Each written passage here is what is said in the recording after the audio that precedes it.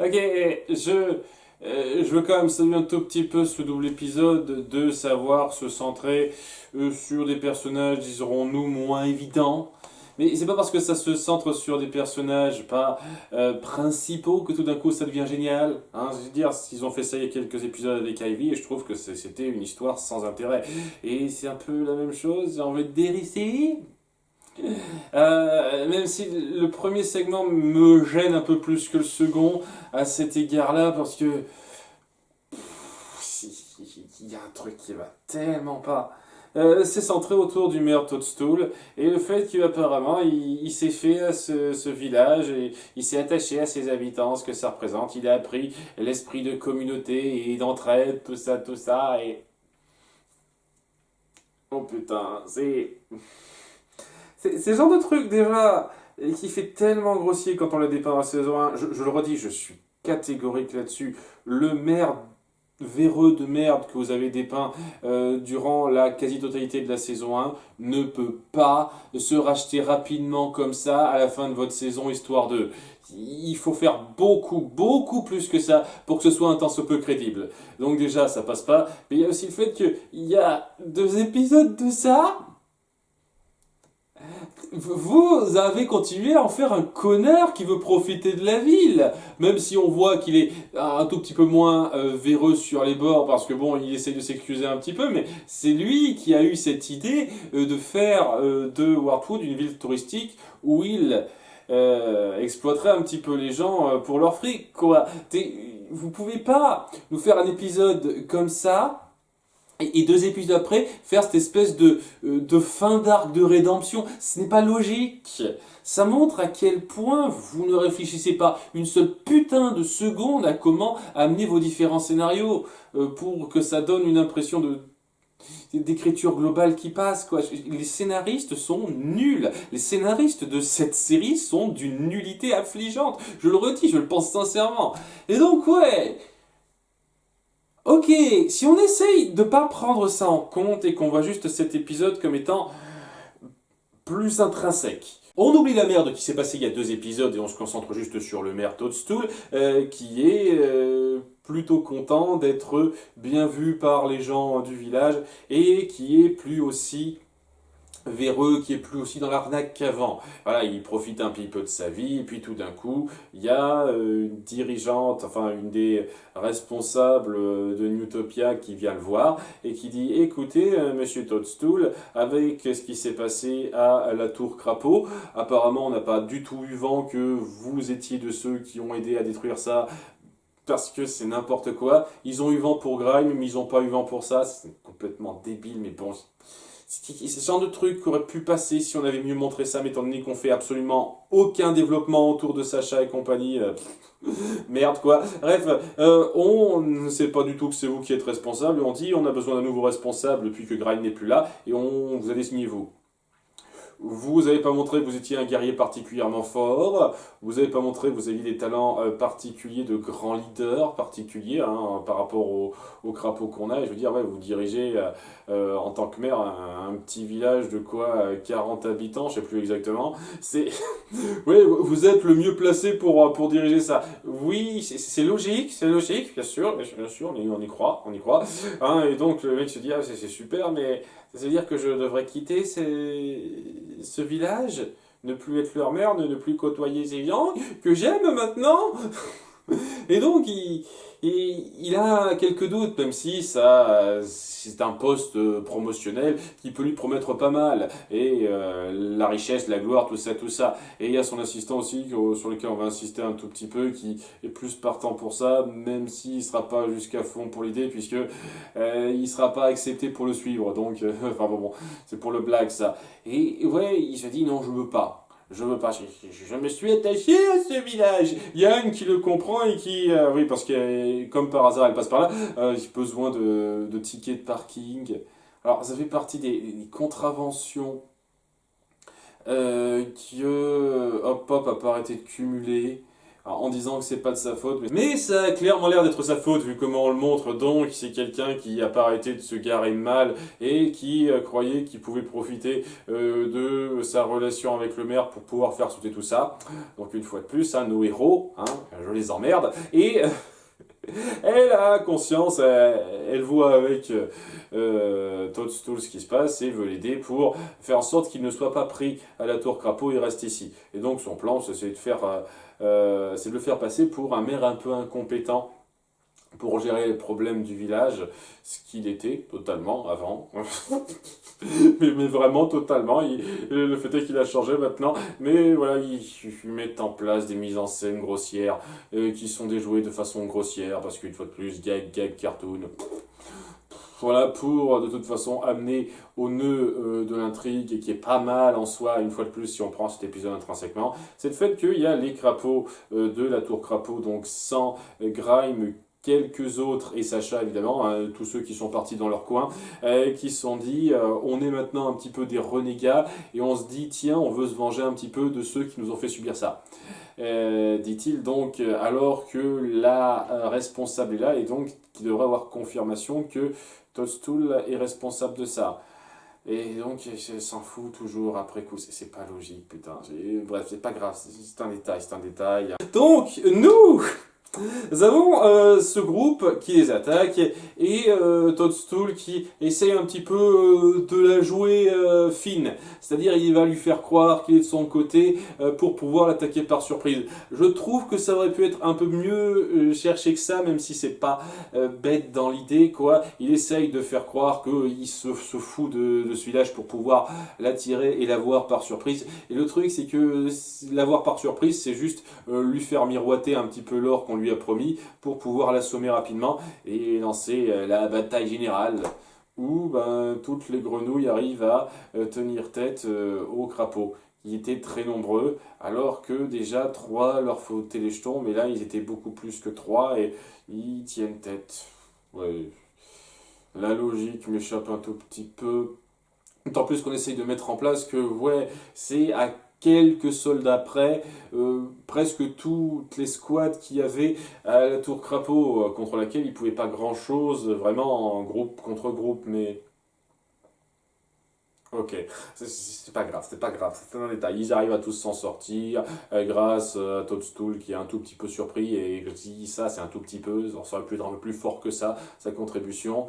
Et alors qu'ils ont capturé donc le chef du groupe et tout le groupe, il s'appelle Bog, il me semble, et il y a la responsable qui dit qu'elle ne peut plus accepter Toadstool comme chef de la tour crapaud parce que il a trop de cœur, et on veut pas ça, on veut quelqu'un un petit peu impitoyable, de féroce, et Bog a l'air bien parti, et donc ça se termine bien pour lui. On a échangé Grime par Bog, Bog qui était sous Grime avant, mais maintenant, si, ça fait partie des trucs qui font...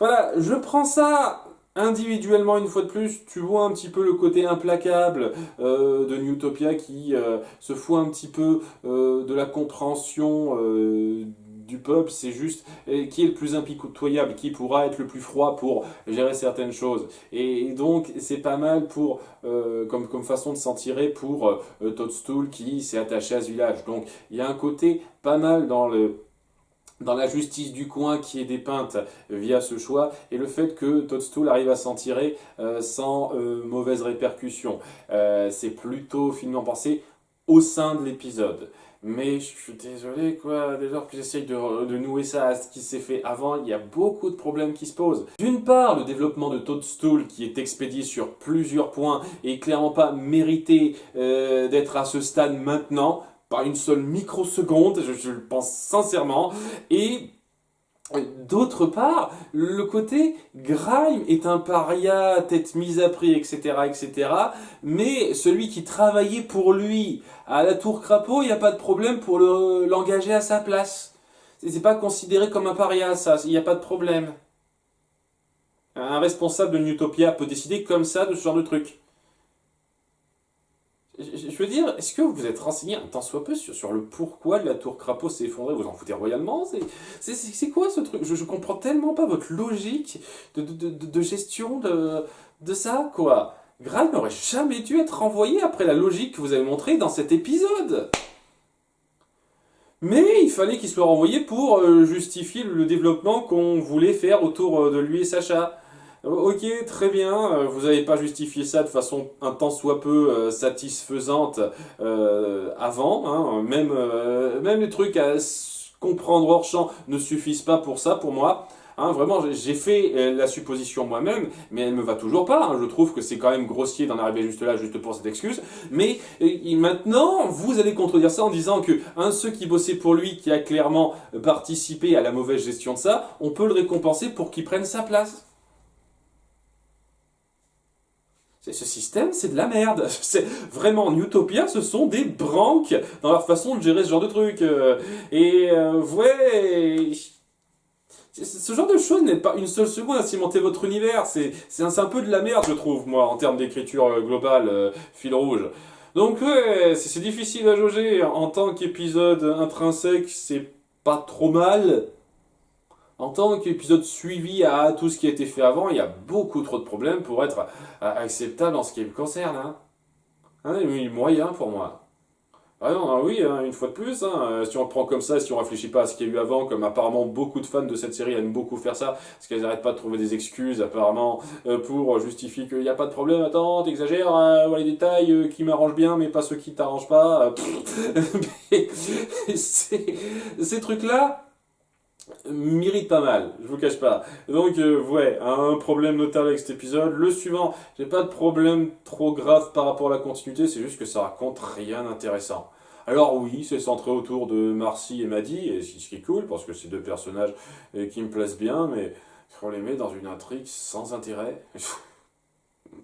Dans un sens, je suis content de voir ces deux personnages qui se trouvent un petit peu dans leur centre d'intérêt. Maddy qui est du genre hey, j'aime pratiquer la magie noire, c'est mon truc, et Marcy qui est très curieuse, et ce genre de pratique ça peut être son dada, donc lorsqu'elles se croisent et lorsqu'elles ont envie de faire un projet ensemble avec cette espèce de chasse aux ingrédients dégueulasses pour leur magie noire, parce que voilà c'est une série qui adore faire l'humour autour du dégueulasse, une fois de plus, j'appuie pas ça assez souvent, mais il faut bien comprendre qu'il n'y a quasiment pas un seul épisode où il n'y a pas au moins un plan dégueulasse ou une dégueulasserie histoire d'appuyer l'humour, et ça me casse les couilles ça aussi particulièrement, mais je fais avec, je suis obligé de subir, c'est pas grave. Il y a ces deux filles-là qui se retrouvent dans leur mentalité. Et c'est cool, hein, elles marchent bien ensemble en tant que duo, j'aime bien ça.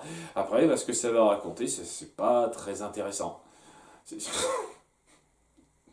C'est maman, j'ai agrandi le bébé, presque. Enfin, pas tout à fait, mais voilà, c'est les trois petites sœurs de Maddie qui sont toujours des têtards, qui veulent s'amuser avec elle. Mais Maddie n'a pas le temps, parce qu'elle est intéressée par César, et eux, elles s'en foutent. Et, ça l'énerve un petit peu parce qu'elle ne veut pas passer du temps avec ses sœurs. Elle trouve qu'elle les ennuie plus qu'autre chose, tout ça. Et ces trois sœurs, elles se sentent délaissées.